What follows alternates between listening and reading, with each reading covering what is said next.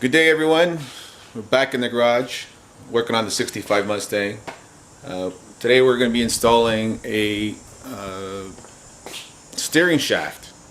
Right now I'm using the factory 94 steering shaft in the car, but there is issues with that. It's actually hitting the K-member, so when you're turning it, it sort of binds. So I went out and bought some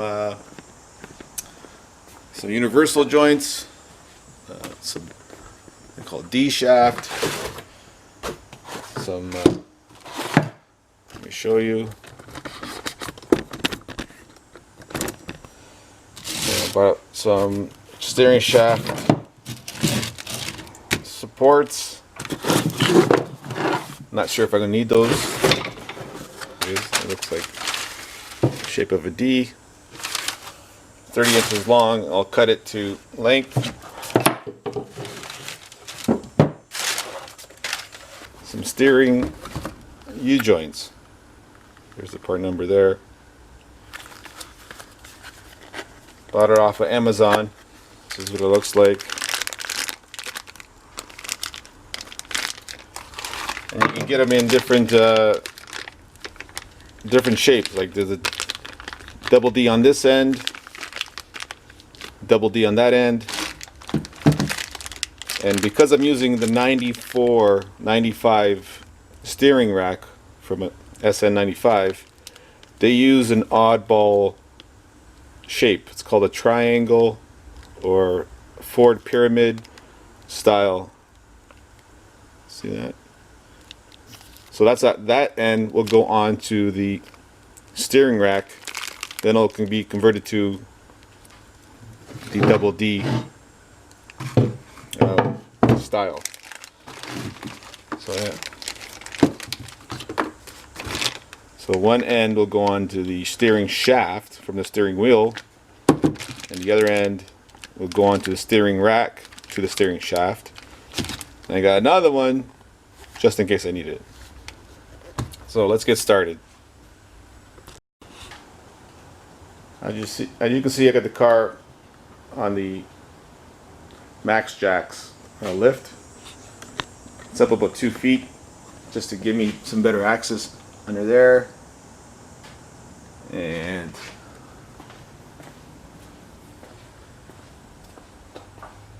in here, I'll be taking that steering knuckle apart. So let's get started.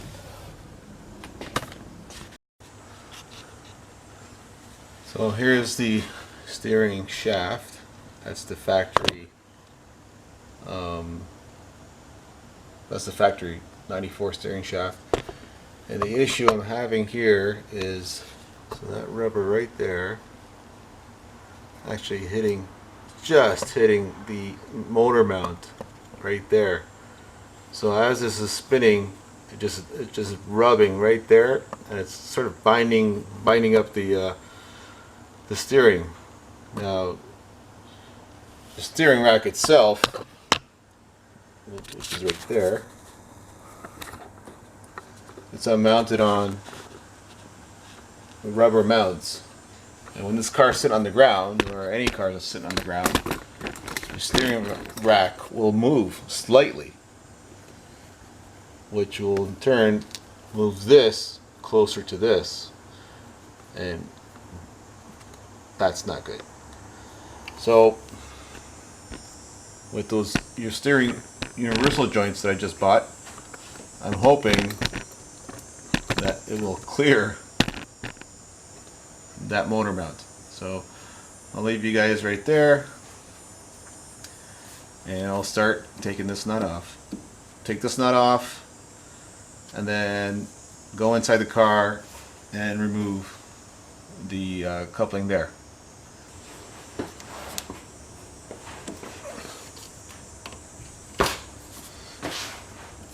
Well, I don't remember making it that tight.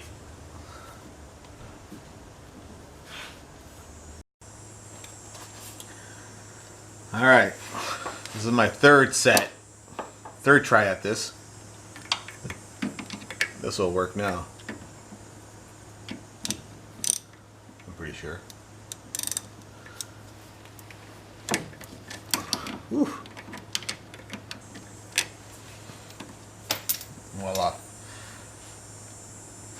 Yeah. I'm pretty sure this bolt has to come out for this piece to slide off the shaft. Because I think that there's a little groove in the shaft of the rack. So without this, if you don't take this out, that's not going to slide out off the shaft.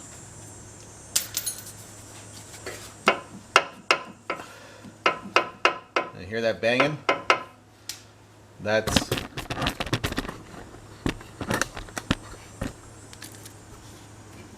it. That's hitting the exhaust right there. So that's what we're trying to avoid. We're trying to avoid two things here: the shaft from hitting the exhaust, and the, I guess it's called a vibration insulator. This piece here from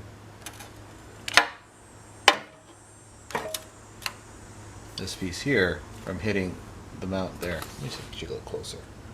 I don't know if you guys can see that or not, but anyways, that is hitting that. Trust me. All right, let's move on to the under the dash joint. Okay, here we are.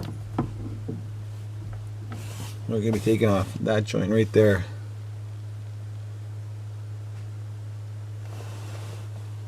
And you know what? No, we're gonna be taking off this joint at the very end. That's the joint we're gonna be taking off. So let's try the good old trusty 13 mil. Hold the steering wheel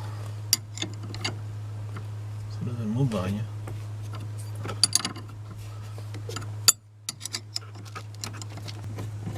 Again, this is a custom setup. This is actually this steering shaft, the steering column is the original 65 column, and it used to go straight through the floor, straight into the steering box. But again, because I'm using the 94 rack now, I'm using the steering shaft from the 94, so I had to adapt it to my steering rack. So I cut off the tube, then I cut the shaft runs inside the tube, the original shaft, and the shaft used to go straight to the box. So I cut it, cut the tube, cut the shaft a little bit longer, and then in here, which you can't see, I got the right size bearing. I can't remember the size of the bearing to fit over the shaft, and I was able to weld a holder, like a bushing, that held the bearing, which holds the shaft. And that bearing bushing, sorry, is welded to the steel tube, and it has a C-clip holding the bearing in place. Hopefully that made sense.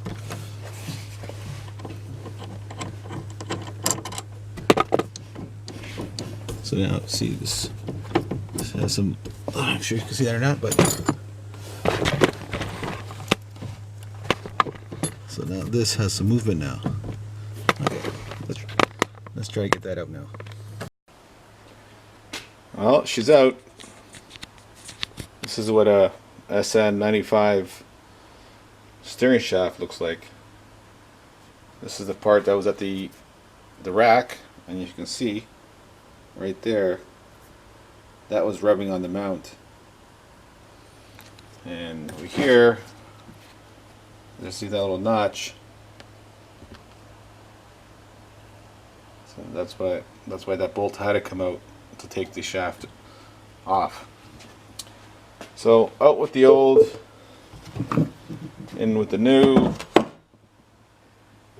and hopefully this is long enough. It should be. This is going to look something like That's going to go like that. And then hopefully all we need is this one on this end. And we'll go from there.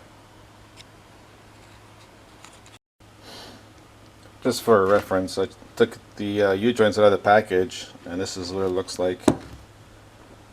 Has these set screws here and here. I would imagine this is going to have to be cut, because once this is spinning down there, this might end up hitting something. So if it doesn't, I'll leave it, but if it does, obviously it's going to have to be cut. Just wanted to show you that. I have it, there's a shaft here, and I have it in the inside the car. I already have the U-joint mounted in there, so this is installed in the U-joint inside the car.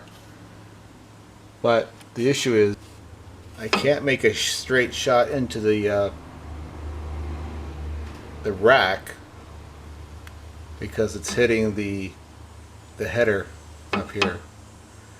So what I need to do is maybe cut it around here and then use my third U-joint and mount it in this area here. So I'll have a short piece of shaft right here, U-joint, then into the car itself.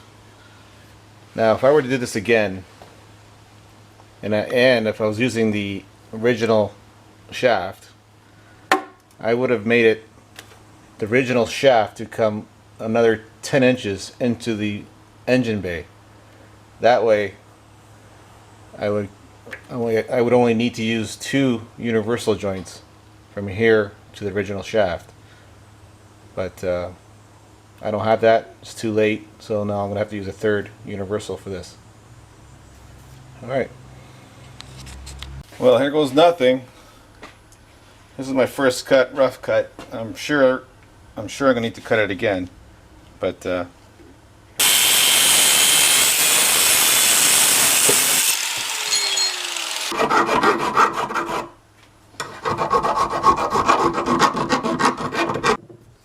let's give that a shot. Okay, so it's pretty much done.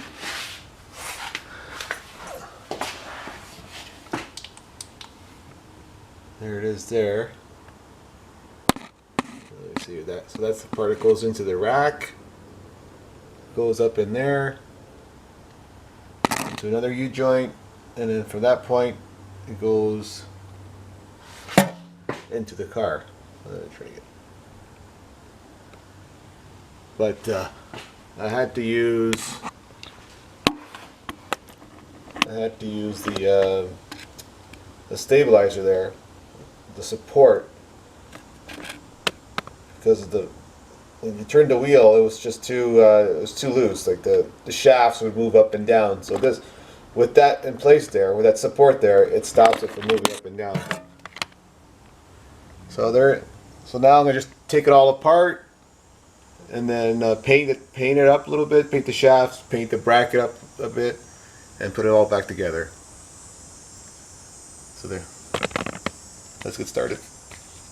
So I just painted it, gave it a coat of paint, rust paint, and now I'm going to mark. I'm just going to drill some small little indents in the shaft. This way, when the set screws go in, they'll lock in place. Then I'll mark it.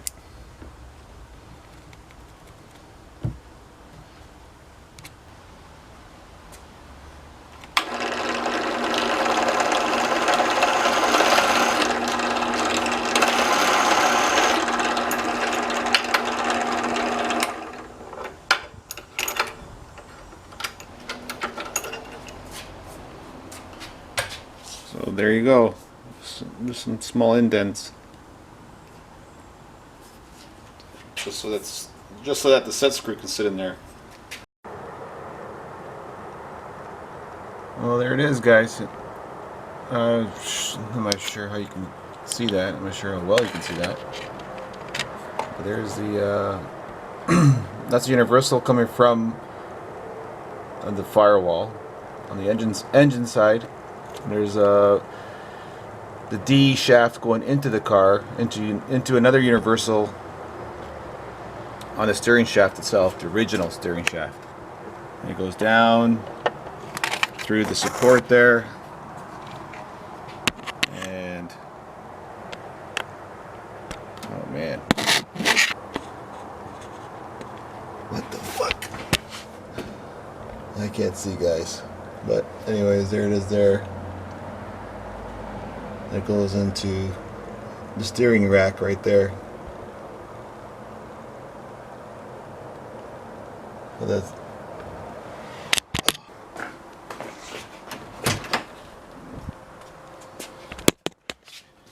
sorry for the mess. I'm doing a bunch of other work down here, but there it is there. That's the shaft that goes out into the engine bay, into universal, then into the factory shaft right there. Yeah, so that's my setup. It's working okay. To tell the truth, it hasn't been on the road yet, but as far as I can tell, it's gonna be okay. Alright guys, thanks for watching.